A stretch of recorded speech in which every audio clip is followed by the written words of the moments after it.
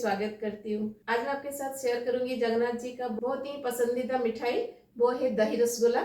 आप सब तो रसगुल्ला के बारे में जानते ही होंगे, लेकिन दही रसगुल्ला बहुत ही यूनिक रेसिपी है जिसके बारे में बहुत लोगों को पता नहीं होता है, क्योंकि ये जगन्नाथ जी के पास भोग लगाया जाता है। लेकिन आजकल होटल एंड रेस्टोरेंट वगैरह में ये ट्रेंड चल रहा है। ये जो रसगुल्ला है, इसके ऊपर बहुत सारा कंट्रोवर्सी है कि ये उड़ीसा का है या फिर वेस्ट बंगाल का है। उसके बारे में हम बात नहीं करेंगे। बस इतना मैं कहूंगी कि जब से जगन्नाथ जी के पास 56 भोग लगता है, तब से ही रसगुल्ला जगन्नाथ जी के पास प्रसाद लगाया जाता है। 500-600 साल पहले जब ये रसगुल्ला जगन्नाथ जी के पास लगता था, तो उस टाइम पे ये रसगुल्ला में चीनी वगैरह नहीं डलता था, उसमें गुड़ डाल के बनाया जाता था। और जो शुगर का सिरप हम बनाते हैं रसगुल्ला के लिए, वो लोग गन्ने के रस से उसको बनाते थे। लेकिन आहिस्ता आहिस्ता शुगर मिलने लगा, तो फिर वो गन्ने का रस को स्किप कर दिया गया और अभी शुगर सिरप से रसगुल्ला बनता है। लेकिन शुगर यूज नहीं होता है मंदिर में। जैसे मैंने आपको बहुत बार कहा है कि मंदिर में खंड यूज किया जाता है, खंड का सिरप बनाया जाता है, उसमें रसगुल्ला को बनाया जाता है। लेकिन वो खंड तो हम लोग को मिलना पॉसिबल नहीं है, क्योंकि वो मंदिर में ही बनाया जाता है और मंदिर में ही जगन्नाथ जी के लिए प्रसाद के लिए यूज किया जाता है। तो इसलिए मुझे लगता है कि ये जो रसगुल्ला रेसिपी है ये उड़ीसा का है, क्योंकि ये बहुत पुरानी रेसिपी है जो जगन्नाथ जी के 56 भोग में लगता है। इस रसगुल्ला के पीछे भी एक मान्यता है। तो जैसे आप सबको पता है कि अभी रथ यात्रा चल रहा है। रथ यात्रा के समय में जगन्नाथ जी श्री मंदिर से अपने मौसी के घर जाते हैं, जहाँ पे जगन्नाथ जी 9 दिन के लिए अपने मौसी के घर रहते हैं। तो उस टाइम पे वो माता लक्ष्मी को साथ में नहीं लेते हैं, जिसकी वजह से माता लक्ष्मी बहुत ही गुस्सा करती है। जब जगन्नाथ जी मौसी के घर से लौटते हैं, तो लक्ष्मी माता को बनाने के लिए वो लक्ष्मी माता के लिए दही रसगुल्ला लेकर आते थे, जिसको खाकर लक्ष्मी माँ बहुत खुश हो जाती थी और अपना गुस्सा भूल जाती थी। तो ये एक प्रथा है जगन्नाथ मंदिर में। पहले तो ये दही रसगुल्ला बनाया जाता था, लेकिन अब खाली रसगुल्ला बनता है। तो ये है रसगुल्ला के पीछे की कहानी। तो आप इससे अनुमान लगा सकते हैं कि रसगुल्ला कितना पुराना रेसिपी है। तो वही रसगुल्ला को आज हम बनाएंगे। अगर आपको जगन्नाथ जी की पसंदीदा दही रसगुल्ला की रेसिपी अच्छी लगेगी, तो अपने फ्रेंड्स एंड फैमिली के साथ इसे जरूर शेयर कीजिएगा। अगर मेरे चैनल में नए हैं तो प्लीज सब्सक्राइब जरूर कीजिएगा। तो चलिए फिर बनाते हैं जगन्नाथ जी का पसंदीदा दही रसगुल्ला। दही रसगुल्ला बनाने के लिए पहले हम रसगुल्ला को बनाएंगे, जिसके लिए पहले हमें छेना बनाना पड़ेगा। इसलिए मैंने यहाँ पे 1.5 लीटर फुल क्रीम मिल्क लिया है। तो मैंने आपको हमेशा कहा है, जब भी छेना बनाए हमेशा फुल क्रीम मिल्क का ही यूज करिएगा, क्योंकि उससे बहुत सॉफ्ट छेना बनता है और ज्यादा अमाउंट का छेना बनता है कंपेयर टू टोन मिल्क। तो पहले हम दूध को गर्म कर देंगे। अभी दूध में हम अच्छा सा बॉयल आने के लिए छोड़ देंगे। जब भी छेना बनाने के लिए दूध को गर्म करें, हमेशा उसमें ऐसे ही स्पून चलाते रहिएगा। अगर दूध के ऊपर मलाई बैठ जाता है तो अच्छा छेना नहीं निकलेगा, इसलिए बीच बीच में दूध को चलाते रहिएगा ताकि इसके ऊपर मलाई ना बैठे। जब तक दूध गर्म हो रहा है, हम ऐसे ही एक सेट करके रख देंगे ताकि हमें इमीडिएटली छेना पानी को छानने में देरी ना हो। जब दूध फाड़ के छेना हो जाएगा ना, तो वो इमीडिएटली छानना पड़ेगा, नहीं तो वो हार्ड हो जाता है। इसलिए जब दूध गर्म करेंगे उस टाइम पे ही ये सेट बना के रख दीजिएगा। आज मैं दूध को नींबू से फाड़ूंगी, क्योंकि मंदिर में विनेगर का यूज नहीं होता है, इसलिए हम नींबू से ही दूध को फाड़ेंगे। आप चाहे तो विनेगर से भी दूध को फाड़ सकते हैं। तो मैंने यहाँ पे 1.5 लीटर मिल्क के लिए मैंने 2 नींबू लिया है। इसका मैं जूस निकाल दूंगी अब पहले। तो 2 नींबू से यहाँ पे लगभग 2 से 3 टेबल स्पून लेमन जूस निकला है। तो जितना लेमन जूस निकलेगा उतना पानी इसमें ऐड कर दीजिएगा। तो इसलिए मैं यहाँ पे 3 टेबल स्पून पानी ऐड कर दूंगी। अगर आप विनेगर यूज करते हैं तो जितना विनेगर लेंगे उतना पानी ऐड करके पहले इसको डाइल्यूट कर लीजिएगा, फिर उसके बाद इसको दूध में डाल के दूध को फाड़िएगा। ऐसा करने से दूध से जो छेना बनेगा वो छेना सॉफ्ट बनता है। अगर आप डायरेक्ट नींबू का पानी या फिर डायरेक्ट विनेगर डाल देंगे तो इमीडिएट सॉफ्ट की वजह से दूध तो फट के छेना बन जाएगा, लेकिन छेना हार्ड बनेगा। इसलिए हमेशा नींबू का पानी या फिर विनेगर को डाइल्यूट करके ही उसको दूध में डालिएगा। तो यहाँ पे मैं आपको एक टिप दूंगी, अगर आप सॉफ्ट छेना चाहते हैं तो कभी भी दूध को ज़्यादा बॉईल मत करिएगा। दूध में जस्ट ऐसे फर्स्ट बॉईल आने पर ही गैस को बंद कर दीजिएगा। जब ऐसे फर्स्ट बॉईल आएगा, गैस को बंद करके इसको 2 से 3 मिनट के लिए छोड़ दीजिएगा ताकि इसका जो गर्म भाप है वो निकल जाए। फिर उसके बाद हम इसमें विनेगर या फिर लेमन का जूस डाल के इस दूध को फाड़ेंगे। तो अभी मैं इसको 2 से 3 मिनट के लिए छोड़ दूंगी। तो दूध को रेस्ट देते हुए 3 से 4 मिनट हो गया है। अब इसमें हम लेमन का जूस डालेंगे। तो लेमन का जूस जब डालते हैं तो ऐसे ग्रेजुअली ऐड करिएगा, थोड़ा सा ऐड करिएगा, फिर दूध को मिक्स करिएगा, फिर उसके बाद थोड़ा सा ऐड करिएगा। ऐसे ही ग्रेजुअली मिक्स कर करके दूध को फाड़िएगा। इमीडिएटली सारा विनेगर या फिर सारा लेमन का जूस मत डाल दीजिएगा। तो ये सारे छोटे छोटे टिप्स हैं जिसको आप फॉलो करके अगर बनाइएगा तो परफेक्ट छेना घर पर आप बना सकते हैं। ये सारे छोटे छोटे टिप्स जनरली बहुत लोग इग्नोर कर देते हैं, जिसके वजह से अच्छा छेना नहीं बनता है और छेना से जो मिठाई हम बनाते हैं वो भी अच्छा नहीं बनता है, क्योंकि छेना से बनने वाली मिठाई के लिए एक परफेक्ट छेना बहुत ही इंपॉर्टेंट होता है। ये जो सारे छोटे छोटे टिप्स मैं आपको बताती हूँ, हमेशा छेना बनाते टाइम इसको फॉलो करिएगा, क्योंकि जितना परफेक्ट छेना बनेगा उतना परफेक्ट आपका मिठाई बनेगा। तो आप देख सकते हैं दूध अभी हमारा कंप्लीटली फट गया है, पानी और छेना अभी अलग हो गया है। दूध फटते ही इमीडिएटली इसको स्ट्रेन आउट कर लीजिएगा।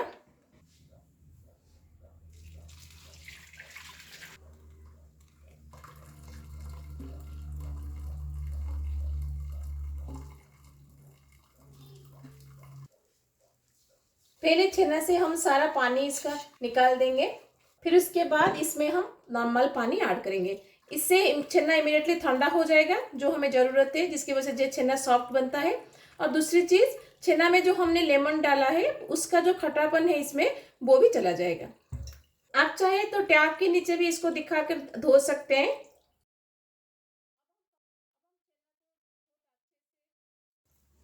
अब हम छेना को अच्छे से स्क्वीज कर लेंगे। अब मैं एक छोटा सा बॉल लूंगी और इसके ऊपर छेना को ऐसे रख देंगे। अब इसके ऊपर कोई भी वजनदार चीज रख दीजिएगा ताकि छेना में जो एक्सेस वाटर है वो निकल जाएगा। आप चाहे तो इसको आधा घंटा के लिए टांग सकते हैं, लेकिन ज्यादा ड्राई मत करिएगा, थोड़ा सा मॉइस्चर इसमें रहना चाहिए। ज्यादा ड्राई करेंगे तो रसगुल्ला बनाते टाइम वो फट जाएगा। तो इसलिए अगर आप टांग रहे हैं तो आधा घंटे के लिए इसको टांग लीजिएगा। अगर इससे कोई वजनदार चीज इसके ऊपर रखते हैं तो 10 से 15 मिनट के लिए इसको रखिएगा। तो अब इसको मैं 10 से 15 मिनट के लिए छोड़ दूंगी ताकि छेना में जो एक्सेस वाटर है वो निकल जाए। यहाँ पे जो छेना का पानी बचा है ना, इसको फेंकेगा मत। जिस वीडियो में मैंने छेना बनाया है उस सारे वीडियो में मैंने आपको बताया है, ये जो छेना का पानी होता है इसमें बहुत ज्यादा न्यूट्रिएंट वैल्यू रहता है, इसलिए आप इसको कोई भी सब्जी बनाने में यूज कर सकते हैं, दाल बनाने में यूज कर सकते हैं, या फिर आटा बुनने में भी यूज कर सकते हैं। नहीं तो आप इसको बॉटल में भर के बॉटल को फ्रिज में स्टोर करके रख सकते हैं, और दोबारा जब आप छेना बनाए तो इसको डाल के भी आप दूध को फाड़ सकते हैं। छेना को स्ट्रेन आउट करते हुए 10 से 15 मिनट हो गया है। अब इसके ऊपर से मैं हेमदस्ता को निकाल दूंगी और छेना को एक प्लेट में हम निकाल देंगे।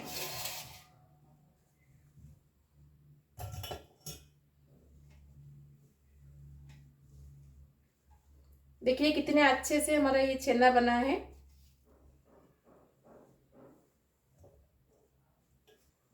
तो अब हम छेना को नीट करेंगे। जनरली रसगुल्ला में कोई कोई मैदा डालते हैं, कोई कोई कॉर्नफ्लोर डालते हैं, या फिर कोई सूजी डालते हैं, लेकिन आज मैं इसमें कुछ भी नहीं डालूंगी क्योंकि मुझे इससे जगन्नाथ जी को भोग लगाना है। इसलिए मैं प्योर छेना से ही रसगुल्ला बनाऊंगी। जनरली प्योर छेना से जो रसगुल्ला बनता है वो बहुत ही सॉफ्ट बनता है, वो स्पॉन्जी नहीं बनता है। लेकिन बाहर दुकान में जो रसगुल्ला मिलता है वो स्पॉन्जी बनता है, क्योंकि वो लोग उसमें सोडा या फिर बेकिंग पाउडर या फिर मैदा या फिर सूजी ये सब डालते हैं। लेकिन मंदिर में जो रसगुल्ला मिलता है वो इतना सॉफ्ट बनता है कि आपके मुंह में जाते ही वो घुल जाएगा। तो उतना ही सॉफ्ट हम आज बनाएंगे। तो इसलिए पहले हम छेना को नीट करेंगे। जैसे मैंने आपको हमेशा कहा है, हथेली का जो ये 2 पार्ट है इसमें ही छेना को हमेशा नीट करिएगा, और एक साइड से इसे नीट करके ऊपर ऐसे लीजिएगा। ऐसे ही मैं सारे छेना को पहले नीट कर लूंगी।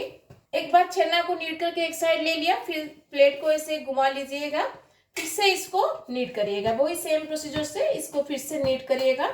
ऐसे करके आप 3 से 4 बार इसको नीट करिएगा। तो छेना को मैंने 8 से 10 मिनट के लिए नीट कर लिया है। अगर आप इसमें सोडा या फिर बेकिंग पाउडर कुछ नहीं डाले तो आपको छेना को थोड़ा ज्यादा टाइम के लिए नीट करना पड़ेगा, उससे जाके छेना सॉफ्ट बनता है। इसलिए मैंने इसको 8 से 10 मिनट के लिए नीट कर लिया है।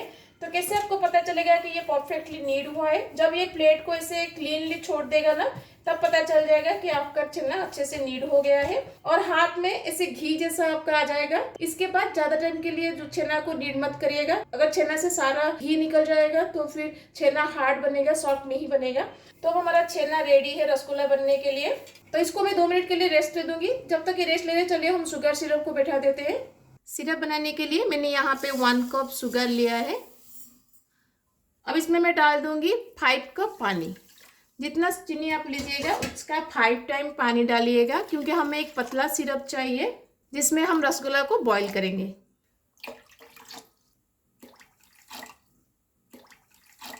जनरली जो रसगुल्ला हम बनाते हैं उसमें सिरप में हम थोड़ा फ्लेवर के लिए इलायची वगैरह डालते हैं, लेकिन ये जो दही रसगुल्ला के लिए रसगुल्ला बनेगा, इस रसगुल्ले में कोई भी फ्लेवर ऐड नहीं किया जाएगा, क्योंकि हम इसको दही में डालेंगे और दही में हम फ्लेवर देंगे, इसलिए शुगर सिरप में मैं कुछ नहीं डालूंगी। अब इसमें एक अच्छा सा बॉयल आने के लिए हम छोड़ देंगे। तो जब तक इसमें बॉयल आ रहा है, चलिए हम छेना का बॉल बनाते हैं। तो अब इसका मैं छोटा छोटा बॉल बना लूंगी। आप अपने मर्जी के हिसाब से इसका साइज को छोटा या बड़ा कर सकते हैं, लेकिन मंदिर में जो दही रसगुल्ला बनता है वो थोड़ा बड़ा साइज का बनता है, इसलिए मैं थोड़ा बड़ा साइज का यहाँ पे बनाऊंगी। तो छेना का बॉल बनाते टाइम देखिएगा ऐसे ही क्रैक फ्री बनना चाहिए। अगर छेना के बॉल में क्रैक आ रहा है तो छेना को और थोड़ा टाइम के लिए नीट कर लीजिएगा। लेकिन आप देख सकते हैं अभी इसमें कोई भी क्रैक नहीं है, तो इसका मतलब है छेना हमारा अच्छे से नीड हुआ है। तो सारे छेना का मैं ऐसे ही बॉल बना दूंगी। तो देखिए मैंने सारे छेना का बॉल बना लिया है। तो इन सारे बॉल को हम अब सिरप में डाल देंगे। सिरप में अभी बॉयल आ गया होगा, तो चलिए इसको हम सिरप में डाल देते हैं। तो सिरप में हमारा अच्छा सा बॉयल आ गया है। अब इसमें हम रसगुल्ला को डालेंगे। तो एक एक करके रसगुल्ला डालिएगा, एट ए टाइम सारे रसगुल्ला को मत डालिएगा। एट ए टाइम में अगर सारे रसगुल्ला को आप डाल देंगे तो सिरप का टेम्परेचर डाउन हो जाएगा, जिसके वजह से रसगुल्ला अच्छे से नहीं बनेंगे। इसलिए एक एक करके सारे रसगुल्ला को सिरप के अंदर डालिएगा और गैस के फ्लेम को यहाँ पे हाई रखिएगा, बिल्कुल भी लो मत करिएगा। ऐसे ही सिरप में बॉयल रहना चाहिए जब तक हम रसगुल्ला को नहीं डाल देते।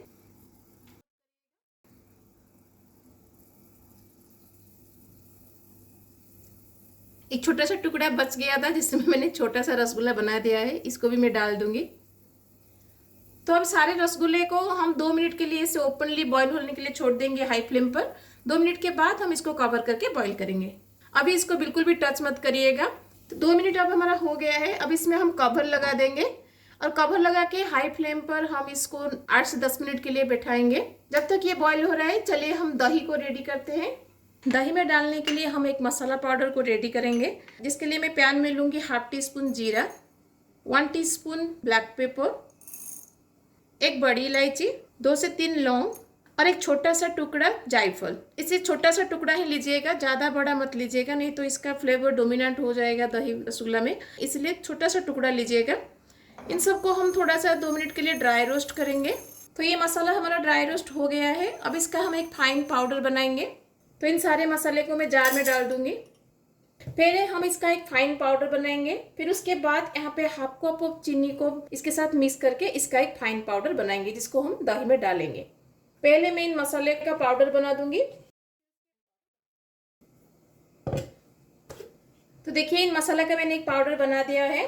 अब इसमें हम हाफ कप ऑफ चीनी को डाल देंगे और इन सबको मिला के एक फाइन पाउडर बना देंगे। तो देखिए मैंने मसाला और चीनी का एक फाइन पाउडर बना लिया है। चलिए हम दही को रेडी करते हैं। तो दही रसगुल्ला बनाने के लिए मैंने यहाँ पे 400 ग्राम दही लिया है। आप जितना दही रसगुल्ला बनाएंगे उसके हिसाब से दही लीजिएगा, लेकिन थोड़ा सा गाढ़ा दही लीजिएगा, पतला दही मत लीजिएगा। अब इस दही को हम फेंट लेंगे और इसको हम स्मूथ एंड क्रीमी बना देंगे। तब देख सकते हैं दही कितना स्मूथ एंड क्रीमी हो गया है। सो ऐसे ही दही को स्मूथ एंड क्रीमी बना दीजिएगा। अब इसमें हम डाल देंगे पिंच ऑफ नमक। ज्यादा नमक मत डालिएगा क्योंकि इसमें हम चीनी डालेंगे। अब इसमें चीनी और मसाला को लेके जो हमने पाउडर बनाया था उसको हम डाल देंगे। आप जितना मीठा खाएंगे उसके हिसाब से यहाँ पे चीनी डालिएगा और उसके साथ हम इसमें डाल देंगे ग्रेटेड अदरक। मंदिर में बस इतना डाल के ही बनाया जाता है, लेकिन अगर आप होटल एंड रेस्टोरेंट वगैरह में इसको खाएंगे तो वो लोग इसमें ग्रेटेड गाजर डालते हैं और चॉप धनिया पत्ता भी डालते हैं, लेकिन मंदिर में ये सब नहीं डलता है। मंदिर में जो मैंने देखा है उतना ही डालकर ही इस मिठाई को बनाया जाता है। तो हमारा दही अभी रेडी है। चलिए हम रसगुल्ला को इसमें डालते हैं। रसगुल्ला को कवर करके बॉईल करते हुए 10 मिनट हो गया है। अब हम कवर को निकाल देंगे। आप देख सकते हैं रसगुल्ला कितना बड़ा साइज हो गया है। अब इसको हम थोड़ा पलट देंगे ताकि चारों तरफ से ये अच्छे से बॉईल हो सके। अब इसको बिना कवर के 5 मिनट हम हाई फ्लेम पर इसको बैठाएंगे। तो कवर हटा के रसगुल्ला को बॉईल करते हुए 5 मिनट हो गया है। तो अब मैं गैस को बंद कर दूंगी। अब रसगुल्ला को मैं एक बाउल में निकाल दूंगी।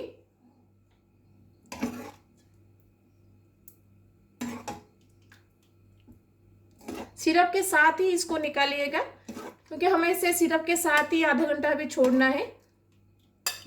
आप देख सकते हैं कितना सुंदर रसगुल्ला बना है, बिल्कुल मार्केट में मिलने वाला रसगुल्ला जैसा। सारे सिरप को भी मैं इसके अंदर डाल दूंगी।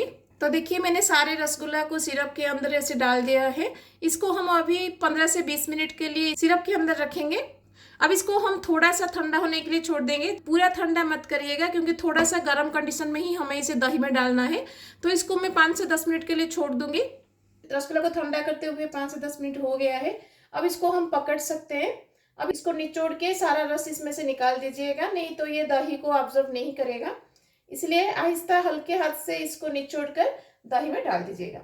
अगर ठंडा करके डालेंगे तो ये दही को अच्छे से ऑब्जर्व नहीं कर पाएगा, इसलिए थोड़ा सा गर्म कंडीशन में ही इसको दही में डालिएगा। और ये जो सिरप है उसको निचोड़ कर ही इसमें डालिएगा। अगर इसके अंदर सिरप रह जाएगा तो ये दही को ऑब्जर्व नहीं कर पाएगा। तो एक तोड़ के मैं आपको दिखाती हूँ। देखिए आप देख सकते हैं अभी 10 मिनट हमने इसको डाला है सिरप में, फिर भी अंदर तक कितना सिरप अच्छे से इसने ऑब्जर्व किया है और कितना सॉफ्ट बना है आप देख सकते हैं। अंदर भी बिल्कुल भी ये स्पॉन्जी नहीं बना है, जैसे मार्केट वगैरह में स्पॉन्जी बना देते हैं ना, वैसे भी बिल्कुल नहीं बना है। ये बहुत ही सॉफ्ट बना है। इसको मुंह में डालेंगे तो इमीडिएटली ये घुल जाएगा। लेकिन पहले हम जगन्नाथ जी को प्रसाद लगाएंगे, फिर उसके बाद मैं आपको दिखाती हूँ।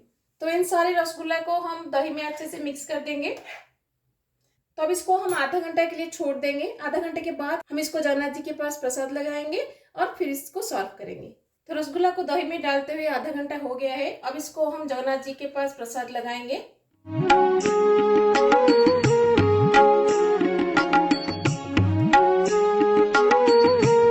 हमने जगन्नाथ जी को भोग लगा दिया है, आप देख सकते हैं।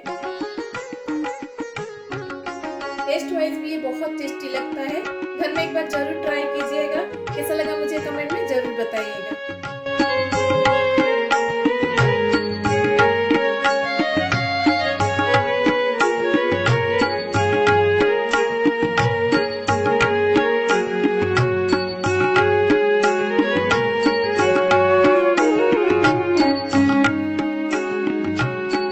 तो कैसी लगी आपको दही रसगुल्ला की रेसिपी? ये बहुत ही यूनिक रेसिपी है जो कि जगन्नाथ जी को बहुत ही पसंद है। बाहुड़ा यात्रा से पहले इसको घर में बना के जगन्नाथ जी को जरूर प्रसाद लगाइएगा। कैसा रहा आपका एक्सपीरियंस मुझे कमेंट में जरूर शेयर कीजिएगा।